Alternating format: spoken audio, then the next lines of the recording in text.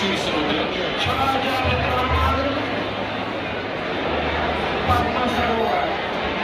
ना पद्मसरोवर नहीं भाई, दसवं स्वप्न क्षीर समुद्र.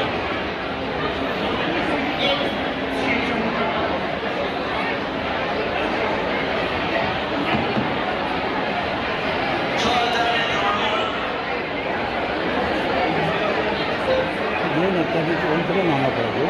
Görmeye mutlu olursunuz.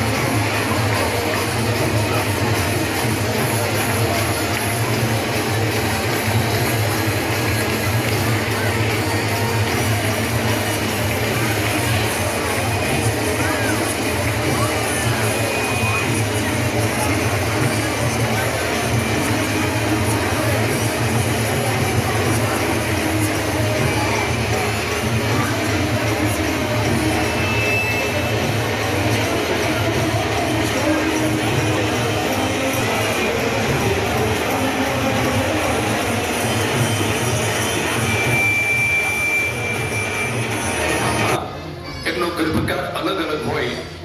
ઋષભદેવ પ્રભુ 9 માસ અને 4 દિવસ ગર્ભમાં રહ્યા. અજીતનાથ પ્રભુ 8 માસ અને 25 દિવસ. સંભવનાથ પ્રભુ 9 માસ અને 6 દિવસ. અભિનંદન સ્વામી 8 માસ 28 દિવસ. સુમતીનાથ પ્રભુ 9 માસ અને 6 દિવસ. પદ્મપ્રભ સ્વામી 9 માસ અને 6 દિવસ. સુપાર્શ્વનાથ પ્રભુ 9 માસ 19 દિવસ. ચંદ્રપ્રભ પ્રભુ 9 માસ 7 દિવસ. સુવિધિનાથ પ્રભુ 8 માસ 26 દિવસ. શીતલનાથ પ્રભુ 9 માસ 6 દિવસ. શ્રેયાંશનાથ પ્રભુ 9 માસ ને 6 દિવસ. શ્રી વાસુપુજી સ્વામી 8 માસ અને 20 દિવસ. શ્રી વિમલનાથ પ્રભુ 8 માસ અને 21 દિવસ. શ્રી અનંતનાથ પ્રભુ 9 માસ અને 6 દિવસ. શ્રી ધર્મનાથ પ્રભુ 8 માસ અને 26 દિવસ. શ્રી શાંતિનાથ પ્રભુ 9 માસ અને 6 દિવસ. શ્રી કુંથુનાથ પ્રભુ 9 માસ અને 5 દિવસ. શ્રી અરનાથ પ્રભુ 9 માસ અને 8 દિવસ. શ્રી મલ્લીનાથ પ્રભુ 9 માસ અને 7 દિવસ. શ્રી મુનિસુવર સ્વામી 9 માસ 8 દિવસ. શ્રી નમીનાથ પ્રભુ 9 માસ 8 દિવસ. શ્રી નેમિનાથ પ્રભુ 9 માસ 8 દિવસ. શ્રી પાર્શ્વનાથ પ્રભુ 9 માસ અને 6 દિવસ ગર્ભમાં રહ્યા. ત્યારબાદ 24માં તીર્થંકર શ્રી મહાવીર સ્વામી પરમાત્મા 9 માસ અને 7.5 દિવસ ગર્ભમાં રહ્યા.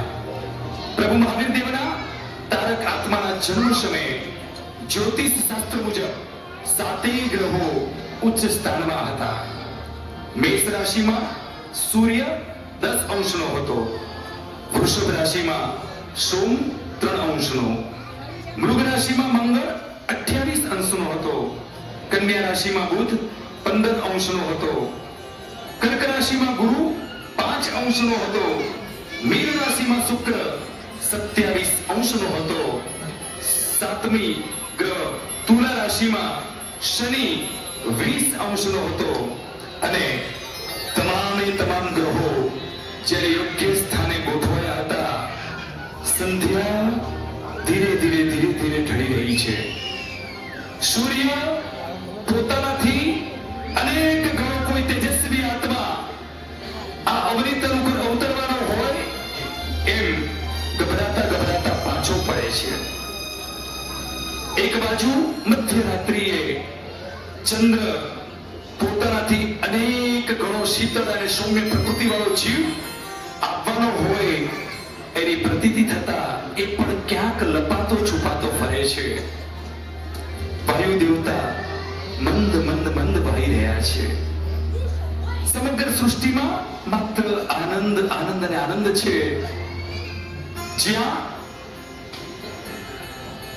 દુઃખ અને દુઃખ જ છે એવી નરક ગતિ પણ અત્યારે સાતા અનુભવી રહી છે.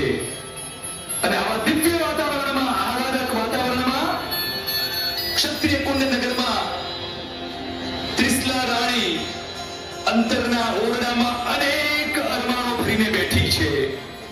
કાયાના કોડિયામાં હજારો દીપક ઝળહળી રહ્યા છે. હૈયાના હોજમાંથી વિચારના રંગબેરંગી ફુવારાઓ આભાને પ્રભા પ્રસરાવી રહ્યા છે. અને એવા દિવ્ય વાતાવરણમાં દિવ્ય સમયે